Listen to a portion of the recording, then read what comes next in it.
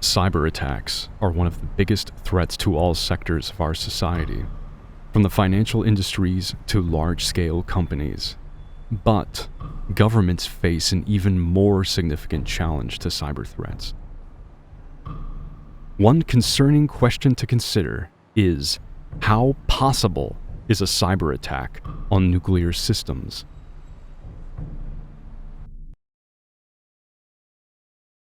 This system right here. So basically, normally we look for a fault light when the system.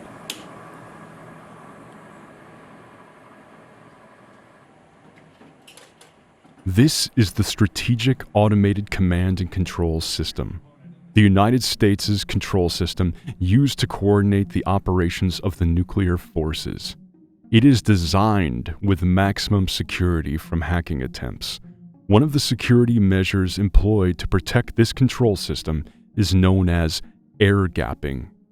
Air gapping is a security measure that isolates a network and prevents it from connecting to unsecured networks, such as the internet. As an anti-hacking tactic, air gapping works exceptionally well. However, while air-gapped systems are safe from hacking attacks, they're not invulnerable to all hacking attempts. We've seen movies where hackers comprise a computer system by using an insider with privileged access. Using an insider to gain physical access to a system is one of the most effective ways a hacker can infiltrate an air-gapped system. One such attack occurred in 2010, an attack on Iran's nuclear facility using what is now known as the world's first ever cyber weapon. In 2010, a computer virus named Stuxnet infected a vast number of Windows computers all around the world.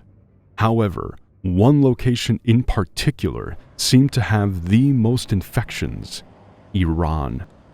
A security firm from Belarus called VirusBlock Ada discovered that Stuxnet had infected many computer systems in Iran, but nobody understood what Stuxnet was designed to do or even why it had spread.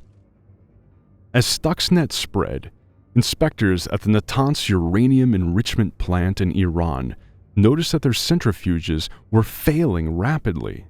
The cause was a complete mystery. Researchers at the nuclear facility searched for this mysterious cause. Still, they found nothing. Finally, a virus. The world's first digital weapon, the Stuxnet virus, was found on the computer systems that controlled the centrifuge's speed. The Natanz nuclear facility wasn't even connected to the internet, as it was air-gapped. So this meant Stuxnet should have been intentionally designed to infect air-gapped systems. Stuxnet spread through USB drives. An infected USB device could infect the target network within hours when plugged into a Windows computer.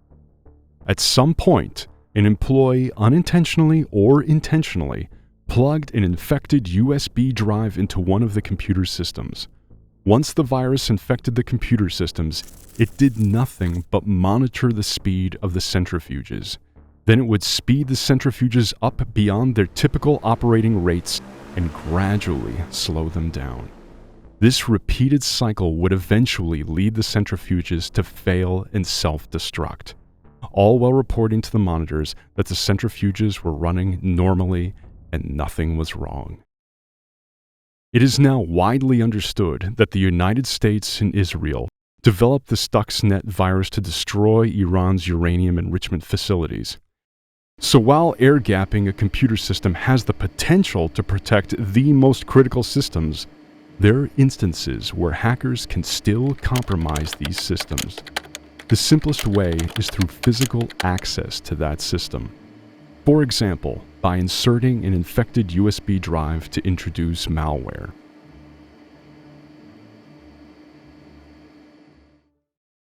Another challenge hackers face, besides the air-gapped systems, is the severely outdated technology that the US nuclear launch system has been running on.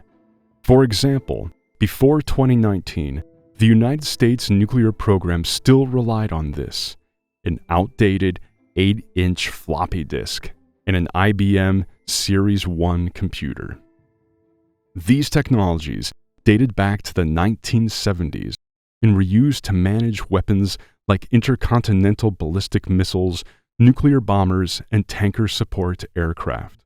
The main advantage of these old technologies is that they are more secure from cyber attacks than their modern alternatives. Because firstly, the systems are so old that they cannot connect to the internet. Something that cannot be networked cannot be remotely accessed. Secondly, hackers cannot infect these systems using USB drives like the Stuxnet virus or any Windows or Mac malware, as they don't and cannot run either platform. And finally, the probability that some undetected vulnerability will be discovered and exploited after decades of use of a particular system are much smaller than those in newer and more powerful technologies. However, the US government has been recently modernizing and replacing these aging technologies due to the fact that there are fewer suppliers and maintenance experts as the years go by, which leads to significantly higher maintenance costs over time. Nevertheless, some concerns are that upgrading this technology could bring more significant risks to cybersecurity, as these newer technologies can lead to more unknown and unidentified vulnerabilities. Unknown and unidentified vulnerabilities are not uncommon in cybersecurity and can go undetected for a long time. For example, not long ago in 2010, 50 nuclear-armed Minuteman missiles in Wyoming mysteriously disappeared from their launching crew's monitors for nearly an hour. This was a horrifying moment. Was it a malfunction? Or was it something more alarming?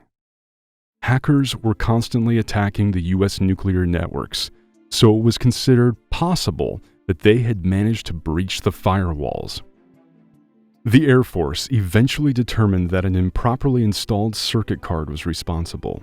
However, President Obama ordered the investigators to continue looking for similar vulnerabilities, and sure enough, they found vulnerabilities.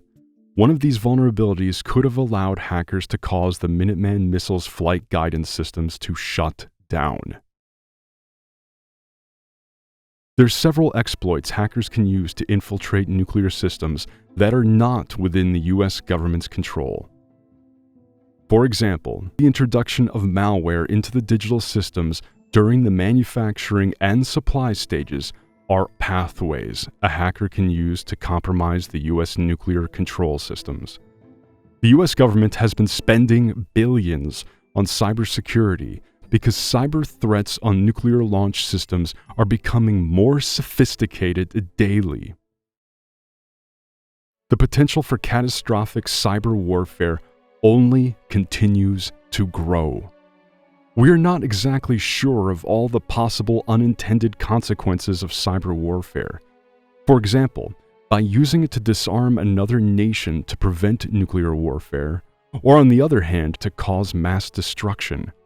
In this day and age, cyber warfare is more potent and more dangerous than physical warfare.